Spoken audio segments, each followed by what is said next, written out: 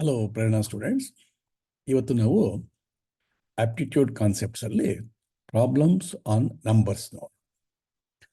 ಈ problems on ನಂಬರ್ಸ್ನಲ್ಲಿ ನಾವು ತಿಳ್ಕೊಳೋದಕ್ಕೆ ಅಂತ ಹೊಸ ಹೊಸ ಫಾರ್ಮುಲಾಗಳು ಕಾನ್ಸೆಪ್ಟ್ಸು ಅಂತೇನಿಲ್ಲ. ಆದರೆ ನಮಗೆ ಏನು ಗೊತ್ತಿದೆ ನಂಬರ್ ವಿಷಯಗಳಲ್ಲಿ ಅದನ್ನು ಯಾವ ರೀತಿ ಬಳಸ್ಕೊಂಡು ನಾವು ಪ್ರಾಬ್ಲಮ್ಸ್ನ ಸಾಲ್ವ್ ಮಾಡ್ಬೋದು ಅಂತ ನೋಡೋಣ. ಅದಕ್ಕೆ ಬೆಸ್ಟ್ ಮೆಥಡ್ ಏನಪ್ಪ ಅಂದರೆ ಕೆಲವೊಂದು ಪ್ರಾಬ್ಲಮ್ಸ್ನ ತಗೊಂಡು ಸಾಲ್ವ್ ಮಾಡೋದು. ಇವತ್ತು ಕೆಲವು ಪ್ರಾಬ್ಲಮ್ಸ್ ತಗೋಣ. ಮೊದಲನೇ ಪ್ರಾಬ್ಲಮ್ ನೋಡಿ, ಇಲ್ಲಿ A number is as much greater than 36 as is less than 86. Find the number. ಅಷ್ಟೇ ನೋಡಿ, ಇದರಲ್ಲಿ ಏನು ಫಾರ್ಮುಲಾ ಇರಬೇಕು ಅಂತೇನಿಲ್ಲ. ಇಲ್ಲಿ ಕೆಲವೊಂದು ಕಾಮನ್ ಸೆನ್ಸ್ ಅಪ್ಲೈ ಮಾಡ್ಬೋದು.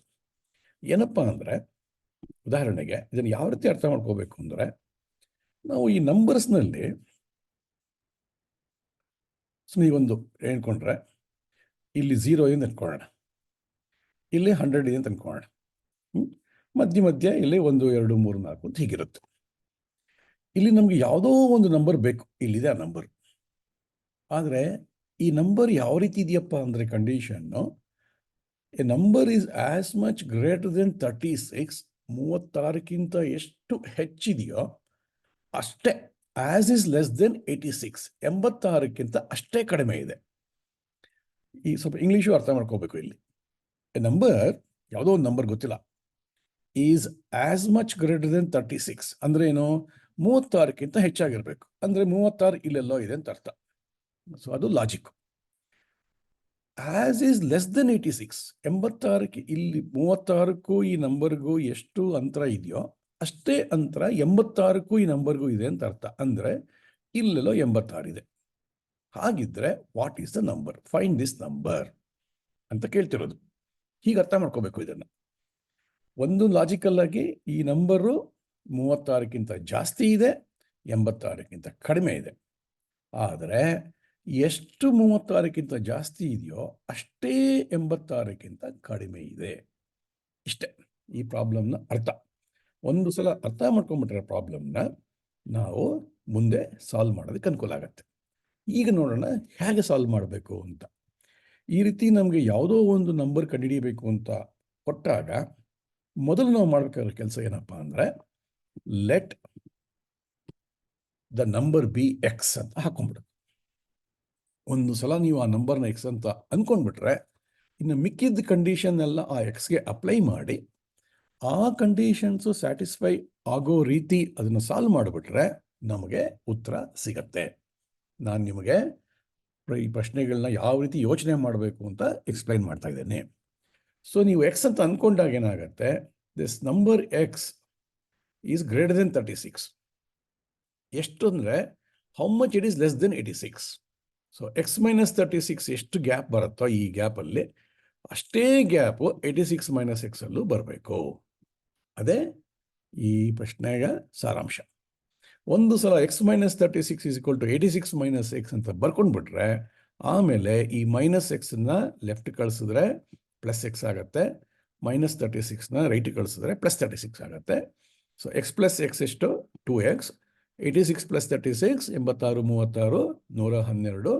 ಸೊ 112ನ್ನ 2ರಿಂದ ಭಾಗಿಸಿದ್ರೆ ಎಕ್ಸ್ ಈಸ್ ಈಕ್ವಲ್ ಟು 61. ಈಗ ನೋಡಿ, ಇದನ್ನು ಯಾವ ರೀತಿ ನಾವು ಕನ್ಫರ್ಮ್ ಮಾಡ್ಕೋಬೋದಪ್ಪ ಅಂದರೆ, ಈ ಕಡೆ ನೀವು ಮಾಡಿರೋದನ್ನ ಸರಿ ಇದೆಯಲ್ಲೋ ಅಂತ ತಿಳ್ಕೊಳೋದಕ್ಕೆ 61 ಮೈನಸ್ 36 ಹಾಕೊಳ್ಳಿ. ಎಷ್ಟು ಬಂತು, 11 6 ಹೋದರೆ 5, 5 3 ಹೋದರೆ 2. ಆಮೇಲೆ 86 ಮೈನಸ್ 61 ಹಾಕೊಳ್ಳಿ, ಅದೆಷ್ಟು ಬಂತು, ಅದು ಕೂಡ 25. ಅಂದರೆ ನಮಗೆ ಬೇಕಾಗಿರೋದು ಸಂಖ್ಯೆ ಮಧ್ಯೆ 61. ಈ 61 36ಕ್ಕಿಂತ 25 ಜಾಸ್ತಿ ಇದೆ, ಅದೇ 86ಕ್ಕಿಂತ 25 ಕಡಿಮೆ ಇದೆ. ಅದರಿಂದ ನಾವು ಕಂಡುಹಿಡಿದಿದ್ದು ಕರೆಕ್ಟ್ ಅಂತ ಗೊತ್ತಾಯಿತು. ಈಗ ಮುಂದಿನ ಪ್ರಾಬ್ಲಮ್ಗೆ ಹೋಗೋಣ. The difference between 38% of A number and 22% of that number is 3200. What is the 15.5% of that number?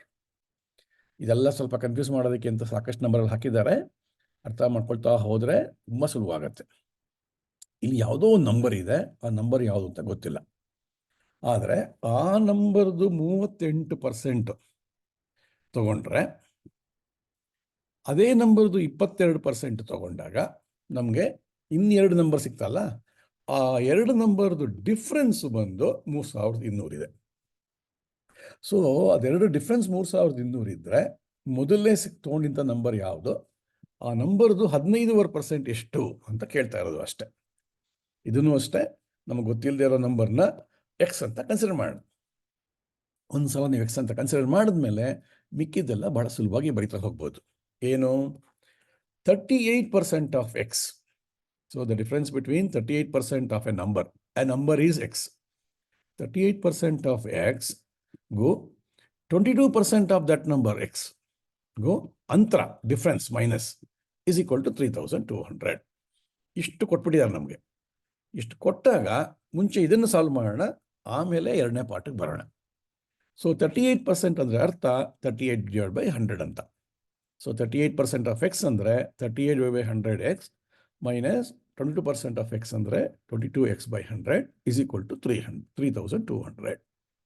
ಈಗ ನಾವು 100 ಎರಡು ಒಂದೇ ಇರೋದ್ರಿಂದ ಡಿನಾಮಿನೇಟರಲ್ಲಿ LCM ಭಾಳ ಸುಲಭ. 100 LCM ಆಯಿತು.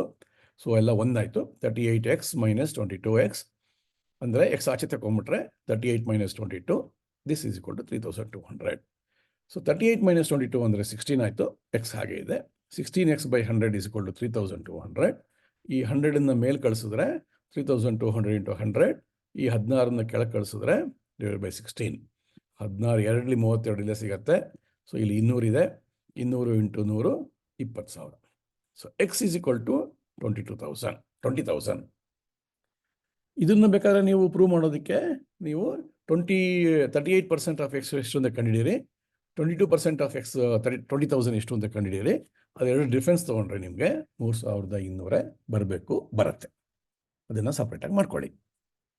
ಇನ್ನು ಪ್ರಶ್ನೆ ಕೇಳಿರೋದೇನಪ್ಪ ಅಂದರೆ, what is the 15.5% of that number? ಯಾವ ನಂಬರು? 20,000.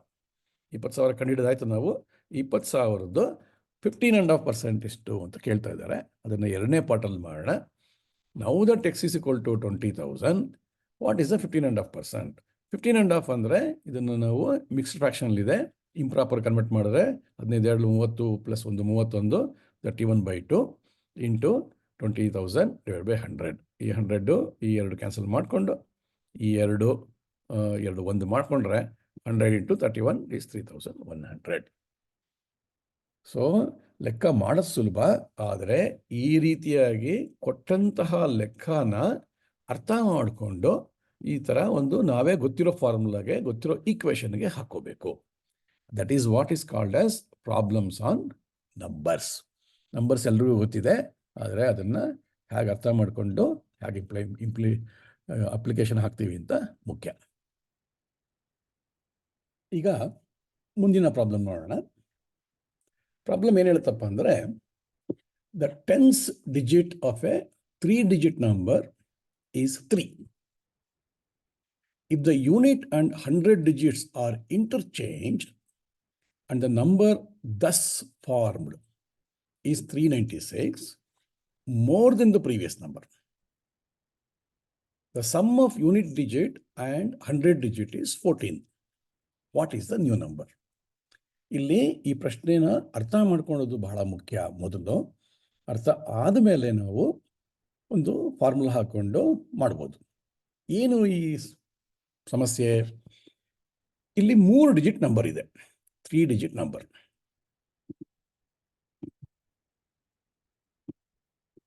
ಇದರ 3 ಡಿಜಿಟ್ ನಂಬರ್ನಲ್ಲಿ ದ 10th digit ಅಂದರೆ ದಶ, ಎರಡನೇದು 10th digit number is 3. So 3 digit number ಇದೆ, ಯಾವುದು ಅಂತ ಗೊತ್ತಿಲ್ಲ. ಅದರಲ್ಲಿ ಮಧ್ಯೆ ಅಂದರೆ 10th digit 3 ಆಗಿದೆ.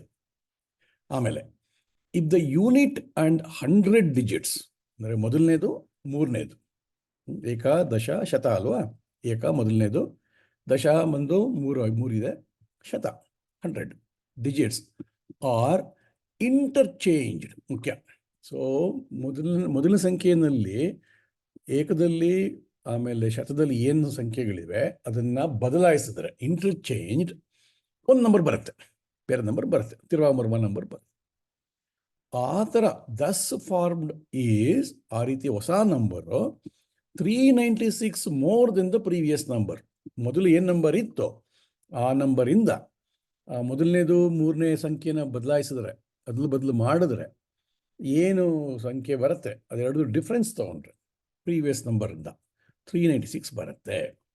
ಅದೊಂದೇ ಅಲ್ಲ, the sum of the unit digit and 100 digit is 14. So ಮೊದಲನೇದು ಮೂರನೇದು ಸಂಖ್ಯೆಗಳು ತೊಗೊಂಡು ಸೇರಿಸಿದ್ರೆ 14 ಬರುತ್ತೆ. ಇಷ್ಟು ಕಂಡೀಷನ್ಸ್ ಇರಬೇಕಾದ್ರೆ ಹೊಸ ನಂಬರ್ ಏನು? What is the new number? ಇದು ಪ್ರಶ್ನೆ. ಒಂದು ಸಲ ಅರ್ಥ ಮಾಡ್ಕೊಂಡ್ಮೇಲೆ ನಾವು ಸುಲಭವಾಗಿ ಮಾಡ್ತಾ ಹೋಗ್ಬೋದು. ನಮಗೆ ಏನೇನು ಮ್ಯಾಥಮೆಟಿಕ್ಸ್ ನಾಲೆಡ್ಜ್ ಇದೆ ಆ ಬೇಸಿಸ್ ಮೇಲೇ ಮಾಡ್ಬೋದು. ಅದಕ್ಕೇನೆ ಇದು problems on numbers. Let the digits of the original number. ಮೊದಲನೇದು ಒರಿಜಿನಲ್ ನಂಬರ್ದು ಡಿಜಿಟ್ಸು XYZ ಆಗಿರಲಿ. So X1 value, Y1 value, Z1 value ಇರುತ್ತೆ. ಈಗ ನಮಗೆ ಇದರಲ್ಲಿ ಏನೋ ಒಂದು ಗೊತ್ತಿದೆ, 10th ಡಿಜಿಟ್ ಯಾವುದೋ 3 ಅಂದರೆ Y ವ್ಯಾಲ್ಯೂ 3 ಆಗಿರುತ್ತೆ ಅಲ್ವಾ?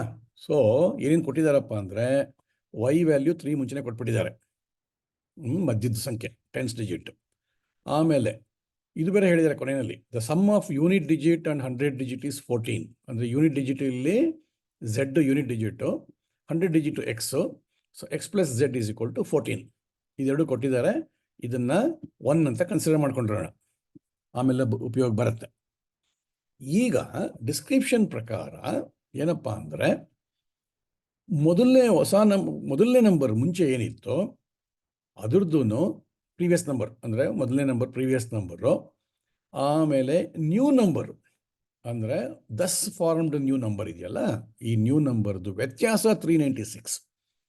ಸೊ ಈಗ ನಾವು 3 ಡಿಜಿಟ್ ನಂಬರ್ ಏನಂತ ಬರಿತೇವೆ, 100th ಡಿಜಿಟಲ್ಲಿ ಏನಿದೆಯೋ ಅದು ಇಂಟು 100 ಪ್ಲಸ್ 10th ಡಿಜಿಟಲ್ಲಿ ಏನಿದೆ ಅದು ಇಂಟು 10 ಪ್ಲಸ್ ಯೂನಿಟ್ ಡಿಜಿಟ್ ಹಾಗೆ ಯೂನಿಟ್ ಹಾಗೆ ಇರುತ್ತೆ, ಮೈನಸ್ ಇದು ಒರಿಜಿನಲ್ ನಂಬರು, ನಾವು XYZ ಅಂತ ಅಂದ್ಕೊಂಡಿದ್ದೀವಿ, ಇದು original number. So 100X plus 10Y plus Z is the original number, minus ಈಗ X ಆ್ಯಂಡ್ Z ಇಂಟರ್ಚೇಂಜ್ ಮಾಡಿದ್ದೇವೆ.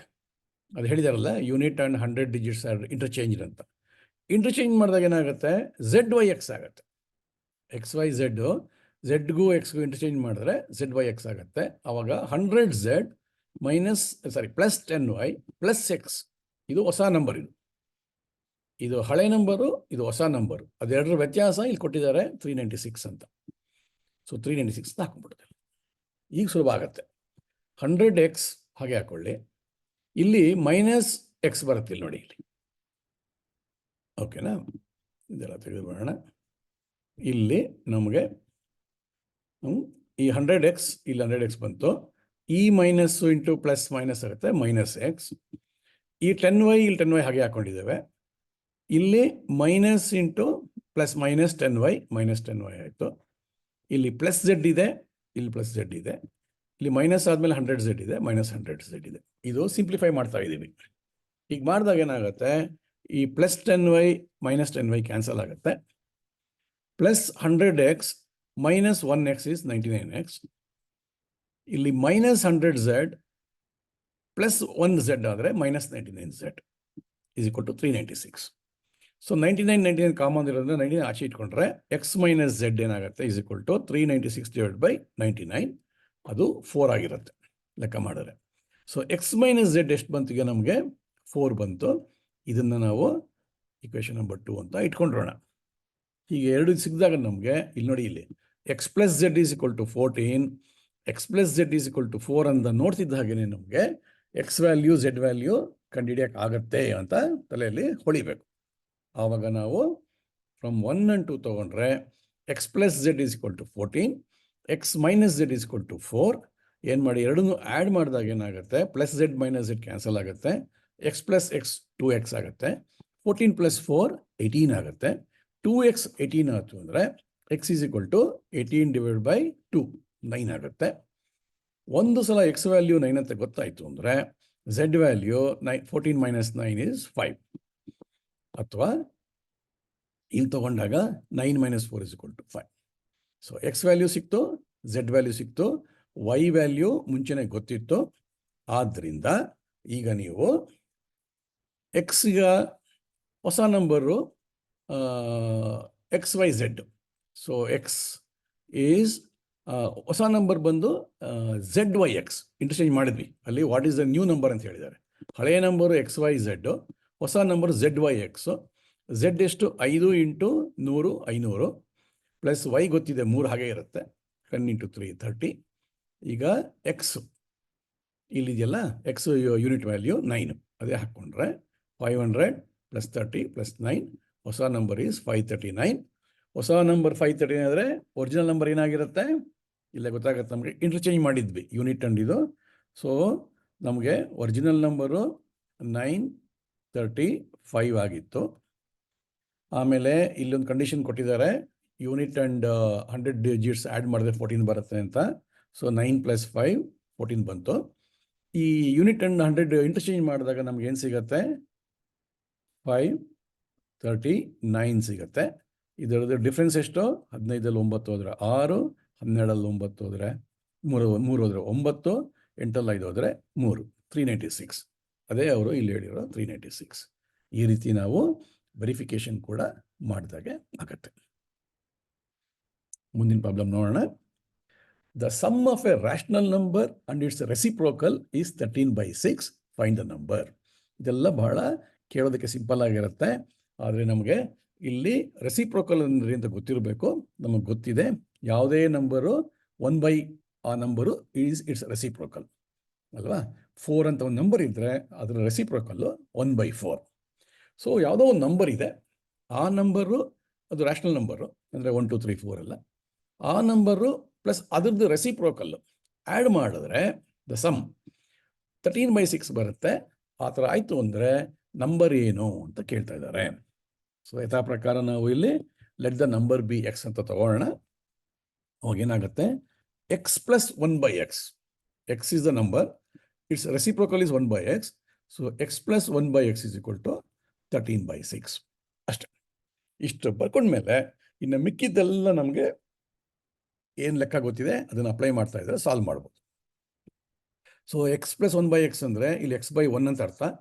ಸೊ x/1ಗೂ ಎಕ್ಸ್ಗೂ LCM ತೊಗೊಂಡ್ರೆ ಎಕ್ಸ್ ಆಗುತ್ತೆ. 1 × x, x × x is x². x is 1 times 1 × 1 1. So x² + 1/x is equal to 13/6. Cross multiplication ಮಾಡೋಣ.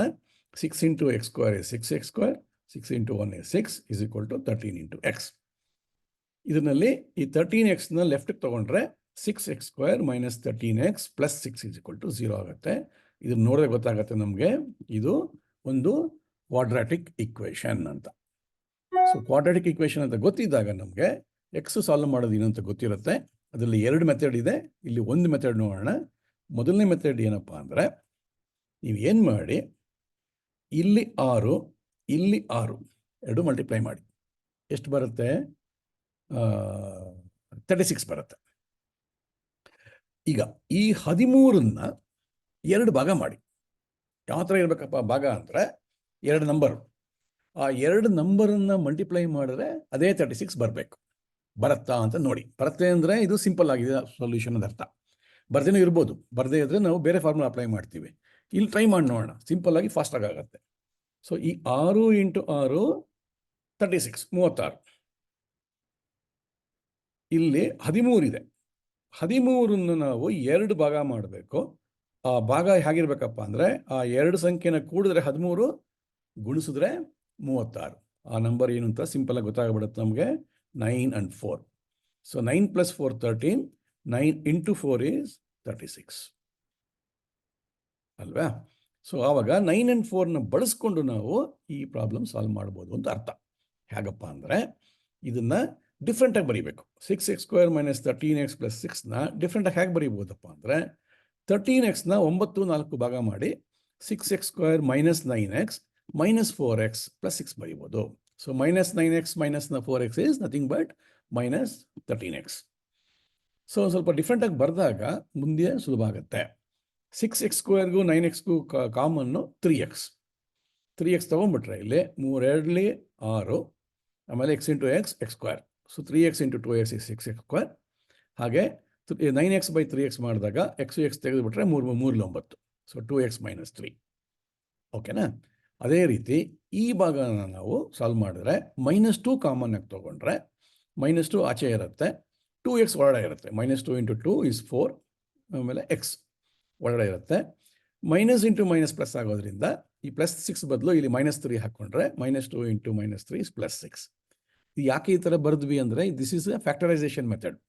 ಇಲ್ಲೇನಾಗುತ್ತೆ, 2 ಈ ಒಳಗಡೆ ಇರೋದು common ಆಗಿರ್ಬೇಕು ಎರಡು ಕಡೆನೂ. ಆ ಥರ ಇದ್ದಾಗ ಕ್ವಾಡ್ರಾಟಿಕ್ ಇಕ್ವೇಷನ್ ನಿಮಗೆಲ್ಲ ಗೊತ್ತಿರುತ್ತೆ.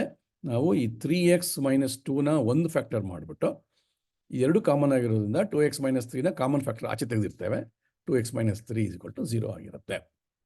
ಇದರ ಅರ್ಥ ನೀವು ಕ್ವಾಡ್ರಾಟಿಕ್ ಇಕ್ವೇಷನಲ್ಲಿ ಒಂದು ಈ ಫ್ಯಾಕ್ಟರ್ 0 ಆಗಿರಬೇಕು, ಇಲ್ಲ ಈ ಫ್ಯಾಕ್ಟರ್ 0 ಆಗಿರಬೇಕು. So 3x - 2 = 0 or 2x - 0. ಆಗೇನಾಗುತ್ತೆ, ಎಕ್ಸ್ಗೆ ಸಾಲ್ವ್ ಮಾಡಿದ್ರೆ ಎಕ್ಸಿಗೆ -2 ಈ ಕಡೆ ಬಂದಾಗ +2 ಆಗುತ್ತೆ, 3 ಕೆಳಗಡೆ ಬರುತ್ತೆ, x = 2/3. ಇಲ್ಲಿ ಹಾಗೆ -3 ಕಡೆ ಬಂದಾಗ +3 ಆಗುತ್ತೆ, x = 3/2. ಸೊ ಎಕ್ಸ್ ವ್ಯಾಲ್ಯೂ ಎರಡರಲ್ಲಿ ಒಂದು ಆಗ್ಬೋದು, ಏನು ಬೇಕಾದ್ರೂ ಆಗ್ಬೋದು. ಆಗ ತಮಾಷೆ ನೋಡಿ, 2/3 ರೆಸಿಪ್ರೋಕಲ್ ಯಾವುದು? 3/2. ಸೊ ನೀವು ಎಕ್ಸ್ನ 2/3 ಅಂತ ತೊಗೊಂಡ್ರೆ ಅದರ ರೆಸಿಪ್ರೋಕಲ್ 3/2 ಆಗುತ್ತೆ. ಇಲ್ಲ ಎಕ್ಸ್ನ ನೀವು 3/2 ಅಂತ ತೊಗೊಂಡ್ರೆ ಅದರ ರೆಸಿಪ್ರೋಕಲ್ ಅಂದರೆ ತಳ್ಕೊಂಬಳ್ಕ 2/3 ಆಗುತ್ತೆ. ಆದ್ದರಿಂದ ಎಕ್ಸ್ ವ್ಯಾಲ್ಯೂ ಕರೆಕ್ಟ್ ಆಗಿದೆ.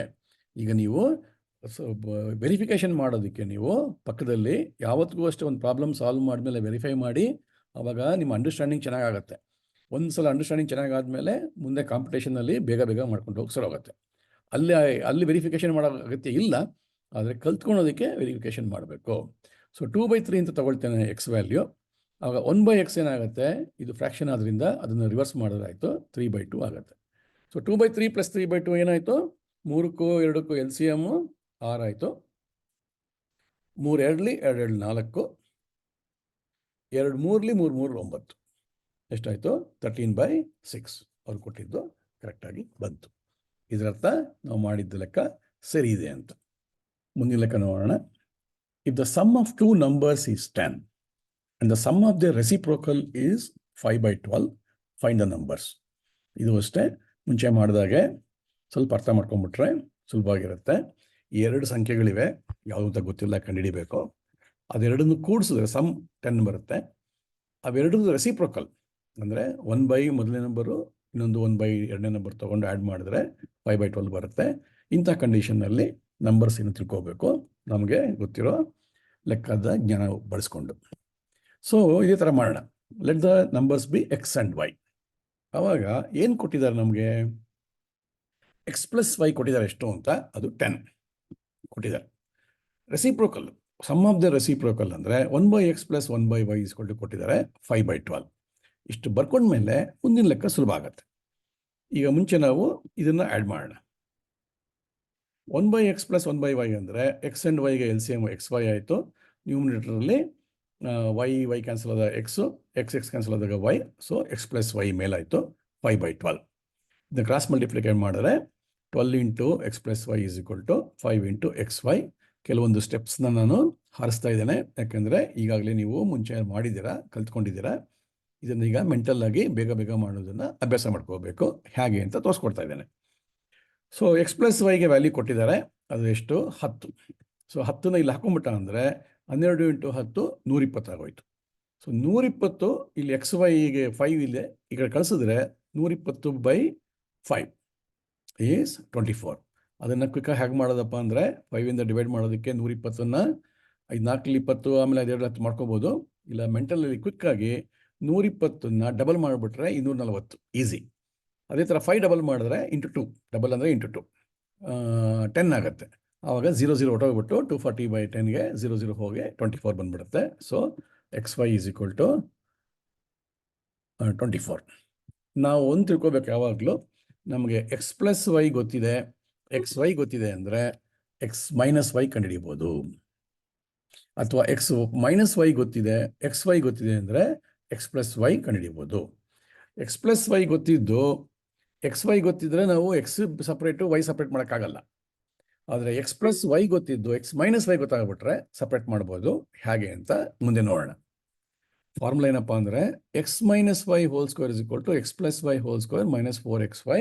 ಇದು ನಮಗೆ ಚೆನ್ನಾಗಿ ಗಮನದಲ್ಲಿರಬೇಕು. ಯಾಕೆ ಅಂದರೆ ನಮಗೆ ತಲೆಗೆ x minus Y whole square ಅಂತಿದ್ದಾಗೇನೆ ಬರಬೇಕಾಗಿರೋದು x square plus y square minus 2xy.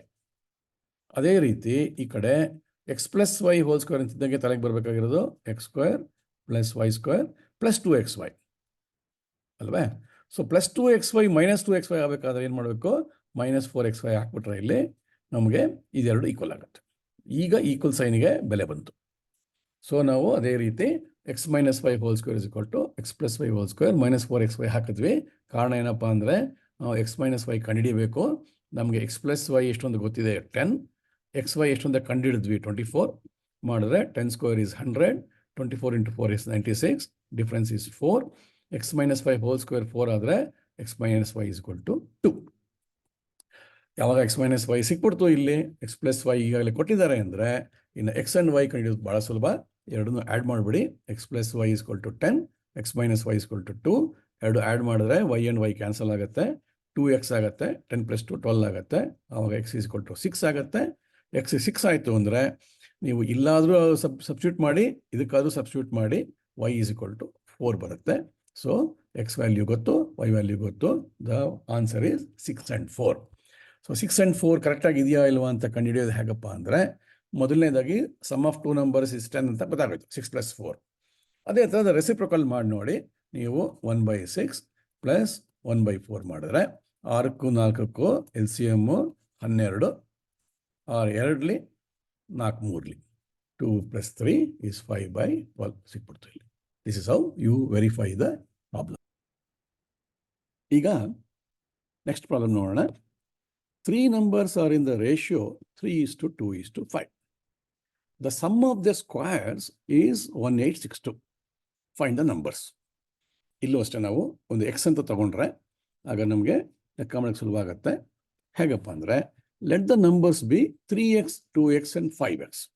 ಇಲ್ಲಿ ಯಾಕೆ ನಾವು ಎಕ್ಸ್ ವೈ ಝೆಡ್ ಅಂತ ತಗೊಳ್ಳಿಲ್ಲ, ಯಾಕೆ ಎಕ್ಸ್ ಅಂತ ತಗೊಂಡ್ವಿ ಅಂದರೆ ಆ 3 ನಂಬರ್ಗೂ ಒಂದು ರೇಷಿಯೋ ಇದೆ. ಓಕೆ, ಏನು ರೇಷಿಯೋ ಅದು? 3:2:5. ಇಲ್ಲಿ ನೀವು ಎಕ್ಸ್ಗೆ ಏನೇ ವ್ಯಾಲ್ಯೂ ಕೊಟ್ಟರೂ ಕೂಡ ಆ ರೇಷಿಯೋ ಮೀಟ್ ಆಗುತ್ತೆ. ಹಾಗೆ ಈಗ ನೀವೇನಾದರೂ ಎಕ್ಸ್ ಇಸ್ ಈಕ್ವಲ್ ಟು 1 ಅಂತ ಹೇಳಿದ್ರೆ 3x ಅಂದರೆ 3, 2x ಅಂದರೆ 2, 5x ಅಂದರೆ 5. ಯಾಕಂದರೆ X is equal to 1.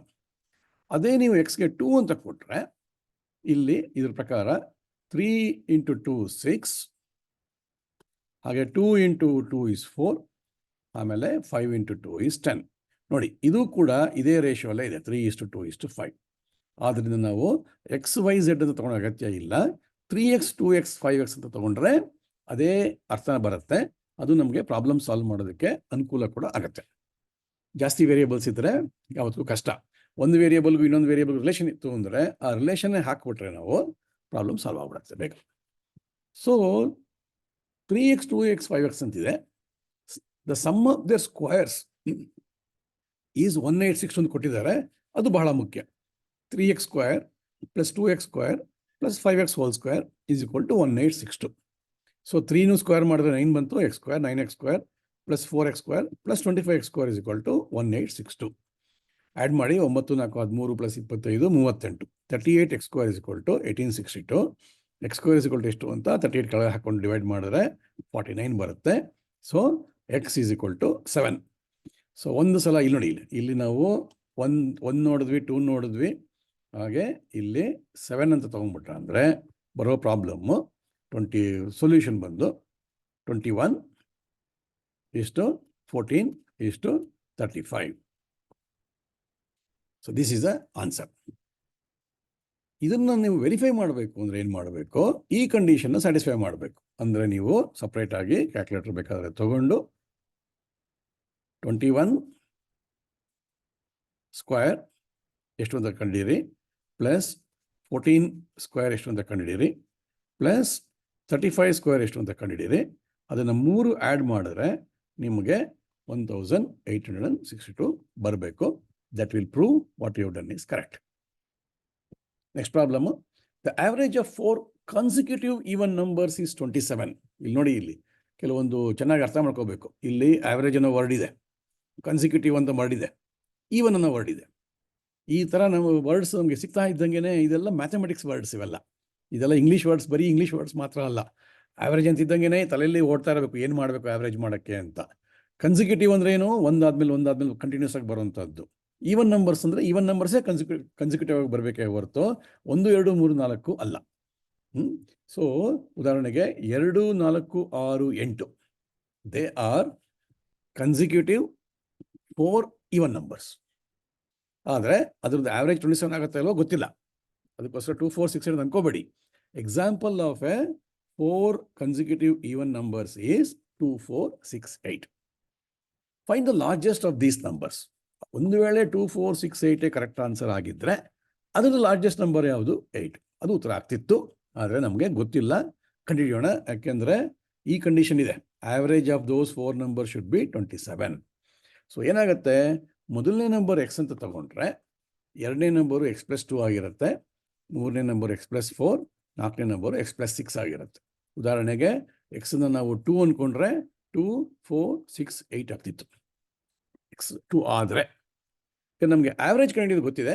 Average ಕಂಡಿದ್ದು ಹೇಗಪ್ಪ ಅಂದರೆ ಈ 4 ನಂಬರ್ನು ಆ್ಯಡ್ ಮಾಡಿ 4ರಿಂದ ಡಿವೈಡ್ ಮಾಡಬೇಕು. ಸೊ x+2 + x+4 + x+6 / 4 = 27 ಅಂತ ಮುಂಚೆ ಕೊಟ್ಟಿದ್ದಾರೆ. ಆಗ ನಾವು ಡಿನಾಮಿನೇಟರ್ ಕಡೆ ಕಳಿಸೋಣ. x+ ಇದೆಲ್ಲ ಟೋಟಲ್ ಮಾಡಿದ್ರೆ 27 × 4 ಆಗುತ್ತೆ. ಇಲ್ಲಿ ನೋಡಿ, ಇಲ್ಲಿ 1, 2, 3, 4x ಇದೆ, 4x + 2 + 4, 6 + 6, 12 ಇಲ್ಲಿ ಹಾಕಿದ್ದೀವಿ. 27 × 4 is 108. So x is equal to 108 - 12 ಎಷ್ಟು? 96 / 4 which is 24. ಸೊ ನಮಗೆ x ವ್ಯಾಲ್ಯೂ 2 ಅಂತ ತೊಗೊಳಂಗಿಲ್ಲ, x ವ್ಯಾಲ್ಯೂ is 24. x 24 ಆದರೆ ಮಿಕ್ಕಿದ ನಂಬರ್ಸ್ ಎಲ್ಲ 26, 28, 30 ಆಗುತ್ತೆ. ಇದರಲ್ಲಿ ಲಾರ್ಜೆಸ್ಟ್ ನಂಬರ್ ಬಂದು 30. This is the answer. ಇದನ್ನು ಅಷ್ಟೇ ವೆರಿಫೈ ಮಾಡಬೇಕು ಅಂದರೆ ನೀವು 24 + 26 ಆ್ಯಡ್ ಮಾಡಿ, +28 ಆ್ಯಡ್ ಮಾಡಿ, +30 ಆ್ಯಡ್ ಮಾಡಿ, ಅದನ್ನು 4ರಿಂದ ಡಿವೈಡ್ ಮಾಡಿದ್ರೆ 27 ಬರಬೇಕು. ನೋಡಿ, 27 ಇದೆರಡಕ್ಕೂ ಮಧ್ಯೆ ಇದೆ. ಇದು ಕಂಟಿನ್ಯೂಸ್ ನಂಬರ್ ಆದ್ದರಿಂದ ಆ್ಯಾವ್ರೇಜ್ ಯಾವತ್ತಿಗೂ ಮಧ್ಯ ಇರುತ್ತೆ. ಇಲ್ಲೇ ಪ್ರೂವ್ ಆಗೋಯ್ತು, ನಾವು ಡಿವೈಡ್ ಮಾಡೋ ಅಗತ್ಯನೇ ಇಲ್ಲ, ಆ್ಯಡ್ ಮಾಡಿ ಡಿವೈಡ್ ಮಾಡೋ ಅಗತ್ಯ ಇಲ್ಲ. ಸೊ ಆ್ಯಾವ್ರೇಜ್ ಚೆನ್ನಾಗಿ ತಿಳ್ಕೊಂಡಿದ್ದಾಗ, ಲಾಸ್ಟ್ ಕ್ಲಾಸಲ್ಲಿ ಮಾಡಿದ್ವಿ ಆ್ಯಾವ್ರೇಜು, ಈ ಐಡಿಯಾ ಎಲ್ಲ ಬರ್ತಾ ಇರುತ್ತೆ. ಅದಕ್ಕೋಸ್ಕರನೇ ಹೆಚ್ಚು ಪ್ರಾಬ್ಲಮ್ ಸಾಲ್ವ್ ಮಾಡಿದ್ರೆ ನಮಗೆ ಈ ಥರ ಐಡಿಯಾಸ್ ಬರೋಕ್ಕೆ ಶುರು ಆಗುತ್ತೆ. ಈ ಐಡಿಯಾನೇ ಶಾರ್ಟ್ಕಟ್ಟೇ ಹೊರತು ಇನ್ಯಾವುದೇ ಶಾರ್ಟ್ಕಟ್ಟು ಇಲ್ಲ. ಈ ರೀತಿ ಹೆಚ್ಚು ಪ್ರಾಬ್ಲಮ್ಸ್ ಮಾಡ್ತಿದ್ದಾಗೇ ನಮಗೆ ಸಂಖ್ಯೆಗಳು ನಮ್ಮ ಕಣ್ಣು ಮುಂದೆ ಕುಣಿಯಕ್ಕೆ ಶುರು ಆಗುತ್ತೆ. ನೆಕ್ಸ್ಟ್ ಪ್ರಾಬ್ಲಮ್ ನೋಡೋಣ. A fraction becomes 2/3 when 1 is added to both its numerator and denominator. ಬಹಳ ತಮಾಷೆಯಾಗಿದೆ ಲೆಕ್ಕ, ಅರ್ಥ ಮಾಡ್ಕೊಳ್ತಾ ಹೋಗಬೇಕು. And it becomes 1/2 when 1 is subtracted from both numerator and denominator. Find the fraction. ಇದು ಒಂಥರ ಮ್ಯಾಜಿಕ್ ಲೆಕ್ಕ. ಇದು ಏನಪ್ಪ ಅಂದರೆ, ಯಾವುದೋ ಒಂದು ಫ್ರ್ಯಾಕ್ಷನ್ ಇದೆ. ಫ್ರ್ಯಾಕ್ಷನ್ ಅಂದರೆ ನ್ಯೂಮಿನೇಟರ್ ಒಂದು ನಂಬರ್ ಇರುತ್ತೆ, ಡಿನಾಮಿನೇಟರ್ ಒಂದು ನಂಬರ್ ಇರುತ್ತೆ. ನಮಗೆ ಫ್ರ್ಯಾಕ್ಷನಲ್ಲಿ ಒಂದು ರೂಲ್ ಗೊತ್ತಿದೆ, ಅದಕ್ಕೆ ಆ್ಯಡು ಸಬ್ಟ್ರಾಕ್ಟ್ ಮಾಡಿದಾಗ ವ್ಯಾಲ್ಯೂ ಚೇಂಜ್ ಆಗ್ತಾ ಹೋಗುತ್ತೆ. ಬರೀ ಮಲ್ಟಿಪ್ಲಿಕೇಶನ್ ಡಿವಿಷನ್ ಮಾಡಿದಾಗ ಮಾತ್ರನೇ ವ್ಯಾಲ್ಯೂ ಹಾಗೆ ಇರುತ್ತೆ. 2/4 ಇದ್ದರೆ ನ್ಯೂಮಿನೇಟರ್ನ 2 ಡಿವೈಡ್ ಮಾಡಿದ್ರೆ, ಅದೇ ರೀತಿ ಡಿನಾಮಿನೇಟರ್ನ 2 ಡಿವೈಡ್ ಮಾಡಿದಾಗ 2/4 ಬಿಕಮ್ಸ್ 1/2, ಬೋತ್ ಆರ್ ಸೇಮ್. ಆದರೆ 2/4 ನೀವು ಎರಡಕ್ಕೂ ಒಂದು ಆ್ಯಡ್ ಮಾಡಿಬಿಟ್ರೆ 2 + 1 3, 4 + 1 5, 3/5 ಈಸ್ ಡಿಫ್ರೆಂಟ್ ಫ್ರಮ್ 2/4. ಆದ್ದರಿಂದ ಫ್ರ್ಯಾಕ್ಷನಲ್ಲಿ ಯಾವತ್ತೂ ಆ್ಯಡ್ ಮಾಡಿಬಿಟ್ಟು ವ್ಯಾಲ್ಯೂ ಸೇಮ್ ಅಂತ ಹೇಳಕ್ಕೆ ಹೋಗಬೇಡಿ, ವ್ಯಾಲ್ಯೂ ಚೇಂಜ್ ಆಗುತ್ತೆ. ಅದಕ್ಕೆ ಇದೇ ಒಂದು ಉದಾಹರಣೆ. ಯಾವುದೋ ಒಂದು ಫ್ರ್ಯಾಕ್ಷನ್ನ ನೀವು ಒಂದು ನ್ಯೂಮಿನೇಟರ್ಗೂ ಡಿನಾಮಿನೇಟರ್ಗೂ ಆ್ಯಡ್ ಮಾಡಿದ್ರೆ ಅದು 2/3 ಆಗುತ್ತೆ. ಅದೇ ರೀತಿ ಅದೇ ಫ್ರ್ಯಾಕ್ಷನ್ಗೆ ಒಂದನ್ನು ಸಬ್ಟ್ರಾಕ್ಟ್ ಮಾಡಿದ್ರೆ 1/2 ಆಗುತ್ತೆ. ಅಂಥ ಕಂಡೀಷನ್ ಮೀಟ್ ಆಗುವಂತಹ ಫ್ರ್ಯಾಕ್ಷನ್ ಯಾವುದು ಅಂತಲೇ ಹೇಳ್ತಾ ಇರೋದು. ಇದು ಒಂದು ಈಕ್ವೇಷನ್ ಹಾಕ್ಬಿಟ್ರೆ ಭಾಳ ಸುಲಭವಾಗಿ ಕಾಣುತ್ತೆ. So let the required fraction B x/y. ಓಕೆನಾ? ನ್ಯೂಮಿನೇಟರ್ x ಇದೆ, ಡಿನಾಮಿನೇಟರ್ y ಇದೆ. ಈಗ ಏನು ಮಾಡಬೇಕು ಅಂತ ನಮಗೆ ಗೊತ್ತಿದೆ. x+ ಈಗ ನ್ಯೂಮಿನೇಟರ್ಗೆ 1 ಆ್ಯಡ್ ಮಾಡಿ, ಡಿನಾಮಿನೇಟರ್ಗೆ 1 ಆ್ಯಡ್ ಮಾಡಿದ್ರೆ ಏನಾಗುತ್ತೆ? 2/3 ಆಗುತ್ತೆ. So x+1/y+1 = 2/3.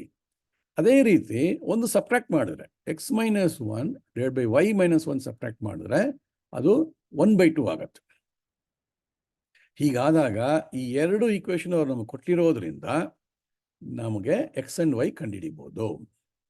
ಗಣಿತದಲ್ಲಿ ಮ್ಯಾಥಮೆಟಿಕ್ಸಲ್ಲಿ ಇನ್ನೊಂದು ರೂಲ್ ಇದೆ.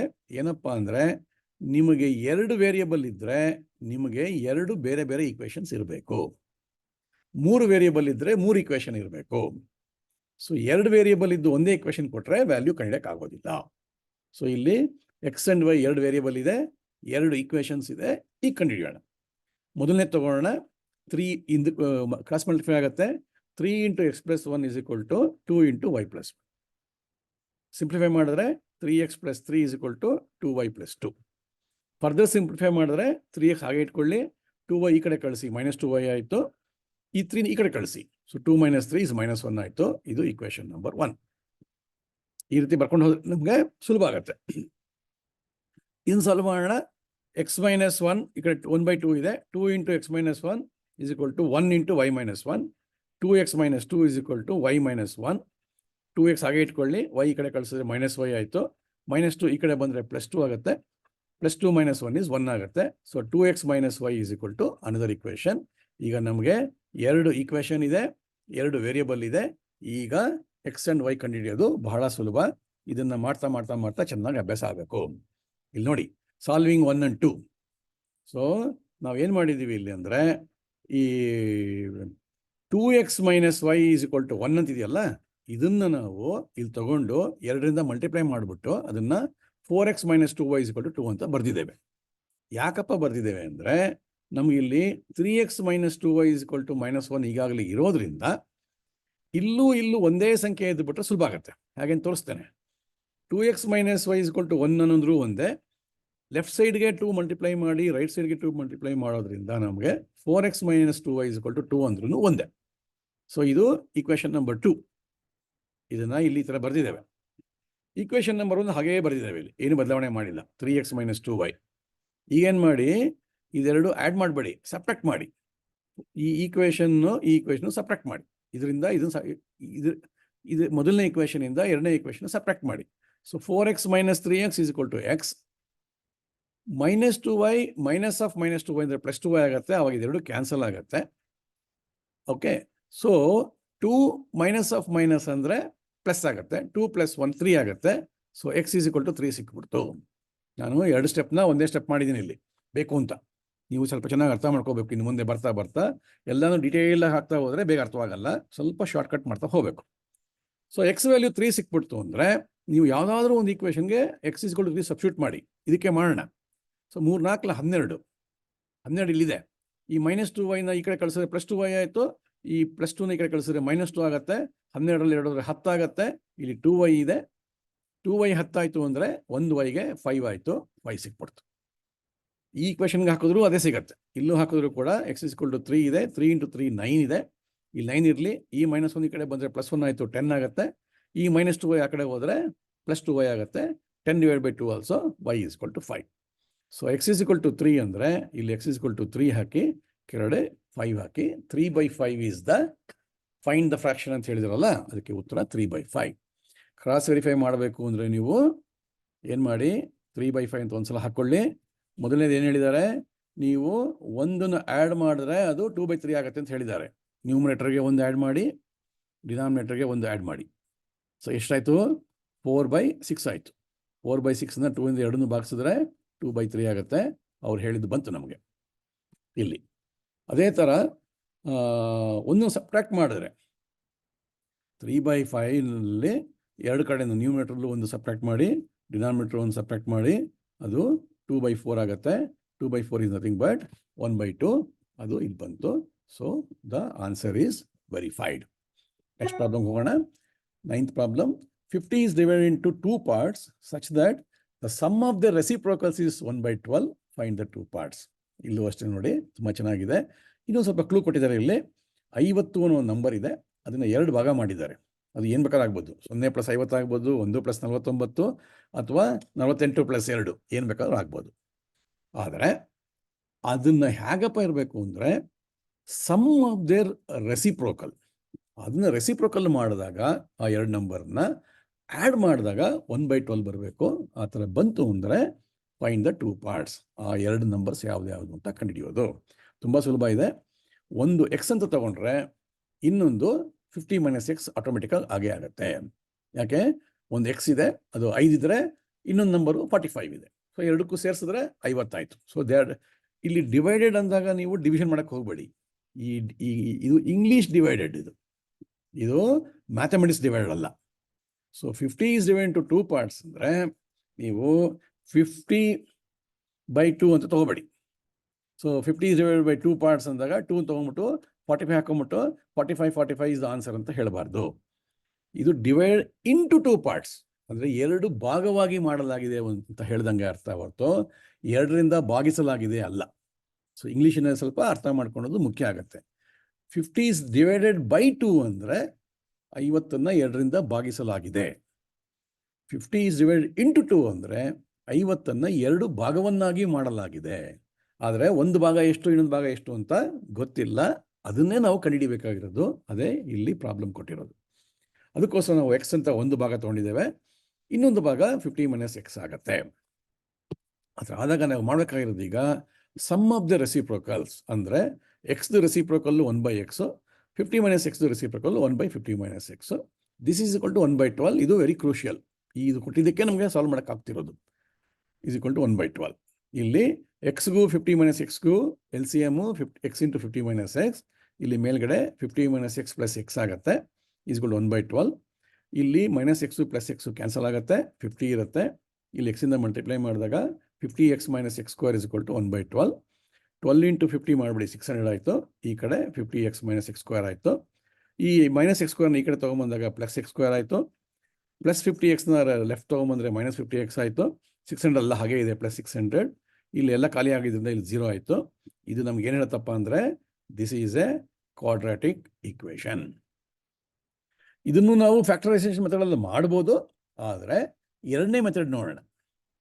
ಕ್ವಾಡ್ರಾಟಿಕ್ ಈಕ್ವೇಷನ್ ಕೊಟ್ಟಾಗ ನಮಗೆ ಒಂದು ಫಾರ್ಮುಲಾ ಜ್ಞಾಪಕ ಇರಬೇಕು. ಏನಪ್ಪ ಅಂದರೆ ಎವ್ರಿ ಕ್ವಾಡ್ರಾಟಿಕ್ ಈಕ್ವೇಷನ್ಗೆ 2 ಆನ್ಸರ್ಸ್ ಇರುತ್ತೆ.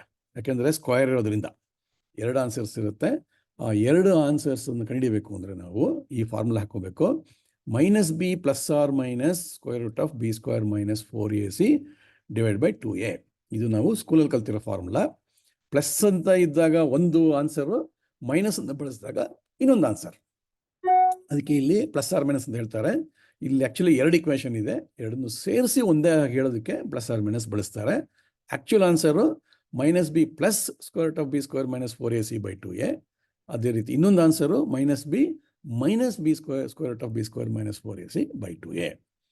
ಇಲ್ಲಿ ಈ ಈಕ್ವೇಷನ್ಗೆ ಅನ್ವಯಿಸಿದ್ರೆ ಈ a ಅನ್ನೋದು x² ಹಿಂದೆ ಇರೋದು, b ಅನ್ನೋದು x ಹಿಂದೆ ಇರೋದು -50, c ಅನ್ನೋದು ಕಾನ್ಸ್ಟೆಂಟ್ 600. ಸೊ ಎಲ್ಲಿ ಏನು ಇಲ್ಲದೆ x² ಇಂದ ಏನು ಇಲ್ಲದೆ ಇರೋದ್ರಿಂದ a = 1, b = -50, c = 600. ಈ ನಂಬರ್ಸ್ನ ಇಲ್ಲಿ ಹಾಕಿದ್ರೆ -b ಅಂದರೆ ಮೈನಸ್ ಹಾಕ್ಬಿಟ್ಟು b ಇಟ್ಸೆಲ್ಫ್ ಈಸ್ -50, ಅದನ್ನು ಒಳಗೆ ಹಾಕಿದ್ದೀವಿ. +or- -50 hole square -4 into a is 1, c is 600 by 2 into a is again 1. So minus of minus ಅಂದರೆ +50 ಆಯಿತು. +or- -50 ಹೋಲ್ ಸ್ಕ್ವೇರ್ ಅಂದರೆ 2500 -4 ಇಂಟು 600 2400 ಬೈ 2 ಆಯಿತು. ಈಗ 2500 - 2400 100 ಆಯಿತು. 50 +or- √100 ಬೈ 2. 100ಗೆ ಸ್ಕ್ವೇರ್ ರೂಟು 10. ಸೊ 10 ಹಾಕಿದ್ದೀವಿ. ಆ್ಯಕ್ಚುಲಿ 100ಗೆ ಸ್ಕ್ವೇರ್ ರೂಟು +or- 10. ಅದೇ ಇಲ್ಲಿರೋದು +or- ಸಿಂಬಲ್. ನೀವು ಸ್ಕ್ವೇರ್ ರೂಟ್ ಮಾಡಿದಾಗ ನೀವೇ ನೋಡಿ, 2² ಅಂದರೂ 4, -2² ಅಂದರೂ 4. ಅಂದರೆ ಆ್ಯಕ್ಚುಲಿ ಯಾರಾದರೂ ನಿಮಗೆ 4ದು ಸ್ಕ್ವೇರ್ ರೂಟ್ ಏನಪ್ಪ ಅಂದರೆ ಆನ್ಸರ್ 2 ಇರುತ್ತೆ. ಒಂದು 2, ಇನ್ನೊಂದು -2. ಯಾಕಪ್ಪ ಅಂದರೆ 2 into 2 also is 4, -2 into -2 is also 4. ಅದು ಸ್ಕ್ವೇರ್ ರೂಟ್ದು ಮಹತ್ವ ಆಗಲಿ. ಸೊ ಈಗ ನೀವು ಸ್ಕ್ವೇರ್ ರೂಟ್ ಆಫ್ 100 ಈಸ್ 10 ಅಂತ ಗೊತ್ತಾಯಿತು. 50 +or- 10 ತೊಗೊಂಡ್ರೆ 50 + 10 ಎಷ್ಟು 60. 60 ಬೈ 2 is 30. 50 - 10 ಎಷ್ಟು 40. 40 by 2 is 20. Hence 2 parts are 20 and 30. So ನೀವು ಇದನ್ನು ಪ್ರೂವ್ ಮಾಡೋದು ಹೇಗಪ್ಪ ಪ್ರೂವ್ ಮಾಡ್ತೀರಾ ಅಂದರೆ ಮೊದಲನೇ ಸುಲಭ. ಏನು 50ನ 2 ಭಾಗ ಮಾಡಿದ್ದೀವಿ, ಒಂದು ಭಾಗ 20, ಇನ್ನೊಂದು ಭಾಗ 30. ಸೊ 20 + 30 50 ಆಗೋಯ್ತು, ಪ್ರೂವ್ ಆಗೋಯ್ತು. ಇದನ್ನು ಪ್ರೂವ್ ಮಾಡೋದು ಹೇಗಪ್ಪ ಅಂದರೆ ಅದರ ರೆಸಿಪ್ರೋಕಲ್ ತಗೋಬೇಕು. ಇಲ್ಲೆಲ್ಲಾದರೂ ನಾವು ಒಂದು ಹಾಳೆನಲ್ಲಿ ರೆಸಿಪ್ರೋಕಲ್ ಕಂಡುಹಿಡಿಯೋಣ. ಹಾಗೆ 1/20 ಪ್ಲಸ್ 1/30 ಮಾಡಿದ್ರೆ 30ಗೂ 20ಗೂ ನಾವು 600 ಅಂತ ಹಾಕೊಂಬಿಡೋಣ. ಇಲ್ಲಿ ಸುಲಭವಾಗಿ ಈಸಿಯಾಗಿರುತ್ತೆ. 600 ಹಾಕೊಂಬಿಟ್ರೆ 20 30 ಪ್ಲಸ್ ಇದು 30 20 ಈಸಿ, ಅದು 50. ಸೊ 50/600 ನೋಡಿ ಸುಲಭ. ಈ 0 ಹೋಯ್ತು. 5ರಿಂದ ತೊಗೊಂಬಿಡೋಣ. 5 1 5 12 ಇಲ್ಲಿ ಬಂದ್ಬಿಡ್ತೀವಿ. Same 1/12. This how you prove. Last problem ಒಂದು ನೋಡೋಣ. ಇಫ್ 3 numbers are added in pairs, the sums equal 10, 19 and 21. Find the numbers. ಇದು ಬಹಳ ತಮಾಷೆಯಾಗಿರುವಂಥ ಪ್ರಾಬ್ಲಮ್ಮು. 3 ನಂಬರ್ಗಳಿವೆ. ಆ 3 ನಂಬರ್ನ ಪೇರ್ ಅಂದರೆ 2 ಅಂತ ಅರ್ಥ. 2 ಆ್ಯಡ್ ಮಾಡ್ತಾ ಹೋದರೆ ಅದು ಟೋಟ್ಲು 10, 19, 21 ಆಗುತ್ತೆ. ಈಗ ನಾವು ಕಂಡುಹಿಡಿಯಬೇಕು ಆ ನಂಬರ್ಸ್ ಯಾವುದು ಅಂತ.